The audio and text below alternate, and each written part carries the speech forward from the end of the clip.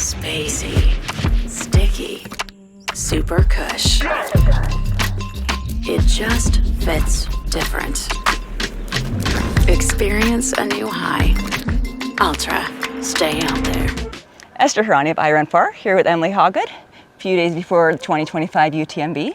How are you? I'm doing so good. Yeah, it's good to see you guys over here. Yeah. Yeah. Back in France? Back in France. So last time we saw you was at Western States, about 8.5 weeks ago. Yeah. I just want, how did that race go for you? Yeah, it was kind of a wild run. I started at the start and got about 20. That's generally where we start races. I love that Megan's dying laughing. Do you want me to change it? Okay. See, this is why I have to do interviews. Megan cannot be a good camera person, right? Yeah. So right from the start line, about 30 steps in, I realized something was just a little off, and I couldn't really climb really long. But I was like, okay, don't stress. We'll figure it out. That's okay. Maybe it's just early. I don't know if it's cold or something. I was kind of thinking, but not letting myself dive too deep too early. I was like, we got this climb. This is a freebie climb. We'll figure it out. Got up to escarpment, not in a bad spot or anything. Climbed over and opened up and immediately started cramping. I was like, dang it, it's my electrolytes. And so I'd started already behind, and I knew that right off the bat. I was this is my proudest moment, was that I had everything I needed to figure it out. The hardest thing was that I was just then racing for 30 miles trying to fix a problem I'd started with. So I had everything I needed. I actually ended up falling about a mile before Duncan Canyon, and my friend Ricky Wayne was with me from Ireland, and I fell in front of him, and immediately my legs went out, complete cramp throughout. And lucky he was there, he pulled me up, and then we kept running in. I ran into Duncan Canyon. Paul was in the aid station. He's like, what's going on? Not worried or anything, just honestly just asking. And I was cramp, and I grabbed a bottle. I had a whole element. I just chugged the whole thing, got it down, grabbed obviously more salt tabs, and so then was eating them all the way to Robinson Flat. Felt pretty good by the time I got to Robinson, which was nice, and then grabbed some more salt tabs, was eating them on the way out the aid station. I already had them in my pack, so we were already organized. It wasn't a scary thing, so it was nice because then my crew didn't panic or anything.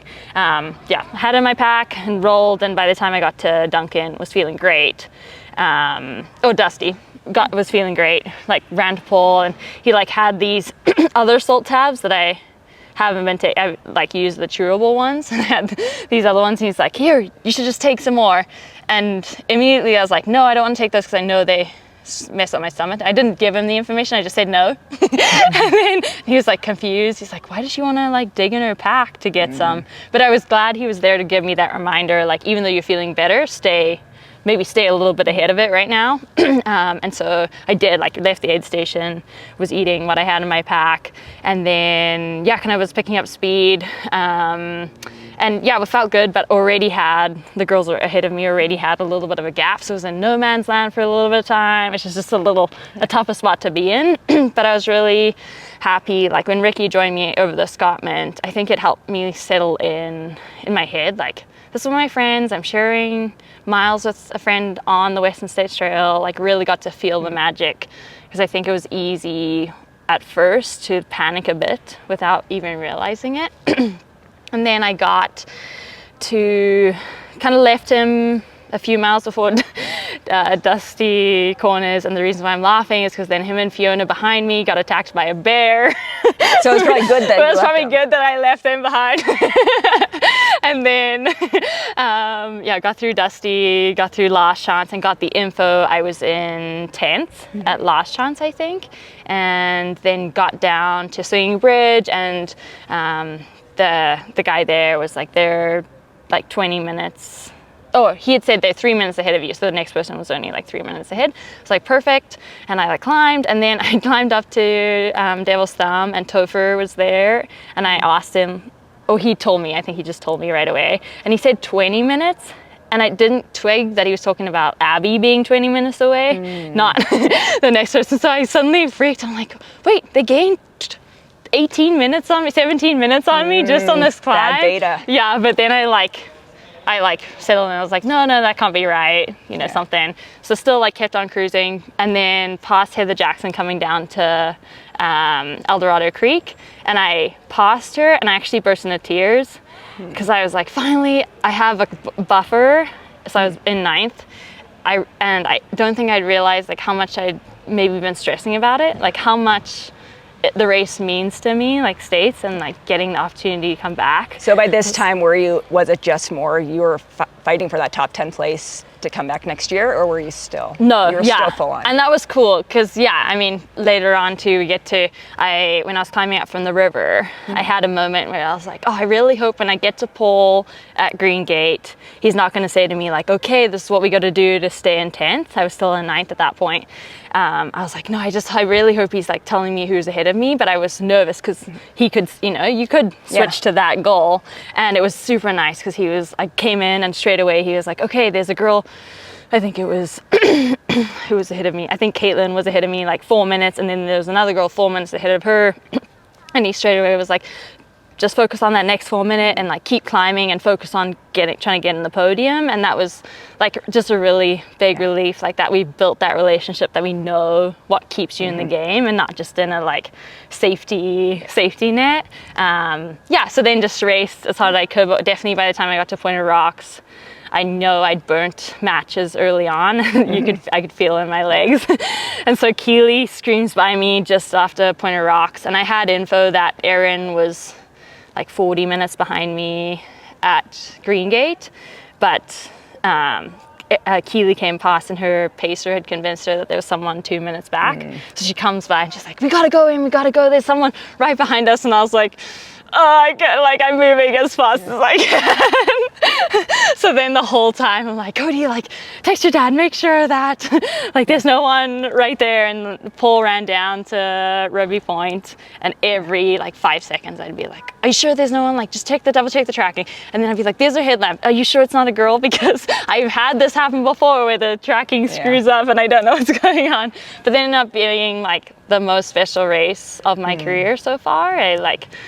Obviously I like had pole and my crew run in the last mile with me, came onto the track, and the rest of like the Lynn family was there, and they had Pole's dad's ashes in his urn there, and I like got to run on the track, and I picked it up and like kissed it and put it down, and then like ran the loop, and my dad was right by the finish line, so I got to run back and like give him a hug and then cross, and it was like the most special one, as much as it was like chaotic in my mind, I think, to start, and without realizing, I think it really like showed even to me like how much the race means to me, and getting to be a part of it, and the fact of like not having to go chase the golden ticket, and like all these little things that I've really treasured for so long. So it sets you up for next year. Exactly, yeah. So this is your 4th time doing the Western States UTMB double, is that right? Yes, yeah. Your 5th consecutive year at UTMB? Yeah, I did CCC 1 year. Yeah, CCC, you got second. In 2023? 2023, yeah.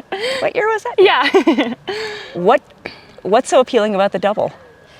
What's so appealing? So the first year I'd planned to race UTMB was 2020, and then COVID hit. 2020 edition got canceled, and I ended up being able to run I'm Tough up in Idaho, which is early September. So it's kind of exciting because, you don't really want to do a 100 quick after. So it's nice. I got to do that as my first one.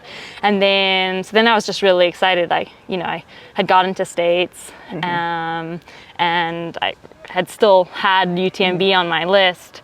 And so I really wanted to do it. So kind of had that opportunity. And then now it's just really built into my training plan right now. So like everything I build up to a States, the whole training load, really plays into my UTMB block. So do you do specific UTMB training in the spring, like in your build to Western? Is it knowing that you're going to do the UTMB? Do you do anything specific UTMB? Do you do anything different knowing you're going to do UTMB versus if you were just Later. going to do Western? Yeah. When I like think about it, like specifically if we say in my plan, like, oh, do you write down? No, but I don't like shy away from going shed hunting and spending hours on my feet with my poles or things like that. And maybe that has kind of subconsciously given me the freedom to not be worried about maybe moving a little slower at times in my Western block. So it's not, because Westerns is, I mean, this is also a reasonably fast course as far as 100 goes. Like, how does the training for the two compare? Like, what do you shift once you're done with Western? Like, how does your training change to prepare for this? Yeah, my biggest thing is I just get to go play in the mountains. Yeah. So obviously, I actually saw you guys earlier than States. I saw you at Hard Rock, and so getting that time to go out and just move in the mountains and really get used to carrying a pack and running with poles and those sort of things. And then coming out here, obviously that happens too. You get a lot more vert just as it happens. Those are like the specific things that change. Yeah. So you've had a general upward progression with UTMB since you started in 2021. You've cut, I think, 3.5 hours off your time.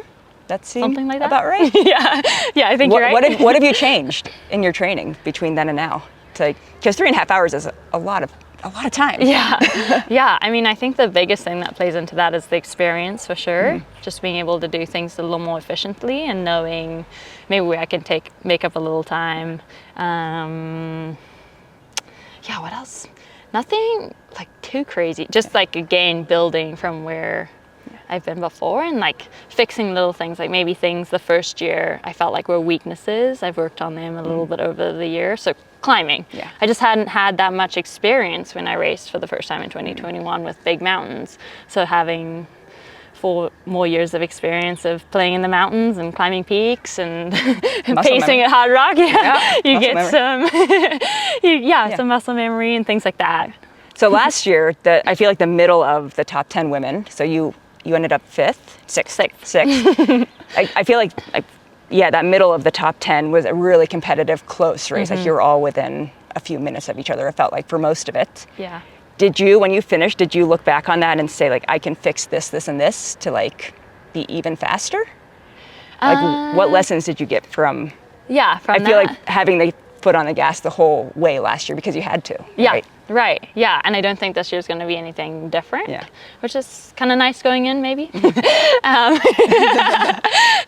I think there were different things, like there was one moment on an uphill, I kind of raced Fuzhou maybe a little harder earlier in the race than I would want to now, like thinking about that. So maybe if I was approached with that situation again, I'd be like, okay, well, where is it in the race? Like, should I push too hard right now or a little? I mean, coming into Courmayeur, like I felt really strong, which was nice, but definitely you come in and within 3 minutes there were 5 of us in there, 5 girls. Like, I'm like, whoa, okay, here we go. I'm trying to think if there's anything else.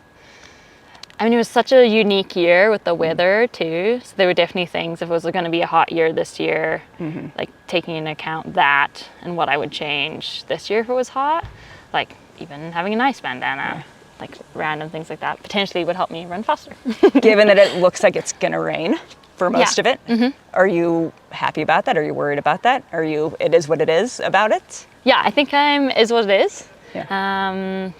I think it's kind of cool to be that way too. Like I've experienced snow and super hot too on this course, so I can figure it out. So what defines success for you this weekend? Oh yeah, I like that question. I mean, goal number 1 is to finish. Like I love this loop. I love the opportunity. Everyone's trained as hard as each other, or harder, and to get it, like getting the opportunity to be out there and just give my best shot and hopefully get to the finish line and be a huge success. Obviously having the goal of keeping that top 10 streak going a little bit would be great. And then, I mean, I was just saying down there at another interview, like breaking that onto that top 5 step would be amazing too. Like that's definitely my goal of like, oh, if I could break up there, that'd be great. And then just climbing as high as I can, like hopefully bring my best toolbox and put it all out there and see where it takes me. Well, best of luck. Thank you. And we'll see you out there this weekend. Thank you.